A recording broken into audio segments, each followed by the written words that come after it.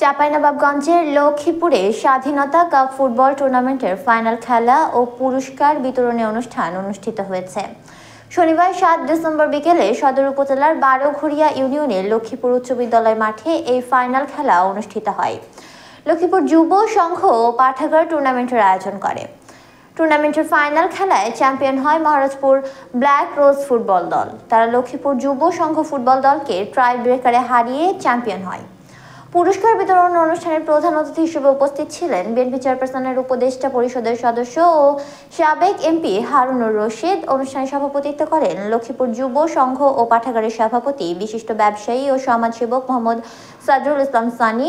বিশেষ অতিথি হিসেবে উপস্থিত ছিলেন সদর উপজেলা পরিষদের সাবেক ভাইস চেয়ারম্যান নজরুল ইসলাম, লক্ষ্মীপুর উচ্চ বিদ্যালয়ের প্রধান শিক্ষক ডক্টর এমদাদুল হক, রানীহাটি ইউনিয়ন পরিষদের চেয়ারম্যান রহমত আলী, সদর উপজেলা জামায়াতের আমির আব্দুল আলিম।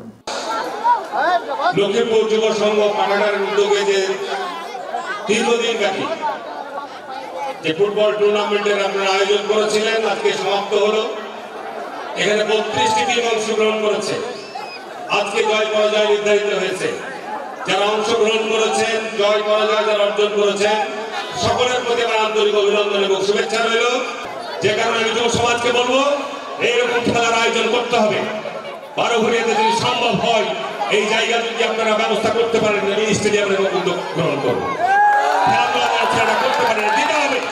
এখানে দুটো স্কুল, চট্টগ্রাম স্কুল আর লক্ষ্মীপুর স্কুল, দুটো স্কুলে যে মাঠ আছে, এই সীমিত মাঠে আমাদের 12 মাস খেলাধুলার আয়োজন থাকতে হবে, চলতে হবে। যুব সমাজ, যুব সংঘকে বলবো, তোমরা সংগঠিত ভাবে এই আয়োজন উদ্যোগ নিবা। টাকার সমস্যা হবে না। এখন অনেকের কাছে কত ভালো ভালো ছেলেরা কোরিয়া যাচ্ছে, আজকে ইনকাম করছে, কর্মসংস্থান হবে, ইনকাম করবে, বারোঘড়িয়া ইউনিয়নের ব্যয় করবে, তার মধ্যে থেকে একটা অংশ। তাহলে তো আপনার ইউনিয়ন ভালো হবে নাকি? ছাত্ররা তো আমাদের ভবিষ্যৎ, এই যুবকরা তো আমাদের ভবিষ্যৎ, যুবকরা তো আমাদেরকে দেশ করবে সামনে। সুতরাং তাদেরকে যা যা করা দরকার অগ্রাধিকার হবে ইনশাআল্লাহ। বক্তব্য রাবণার ছোটখাটো রাস্তা, ওগুলো রাস্তাঘাটে হয়ে যাবে ইনশাআল্লাহ।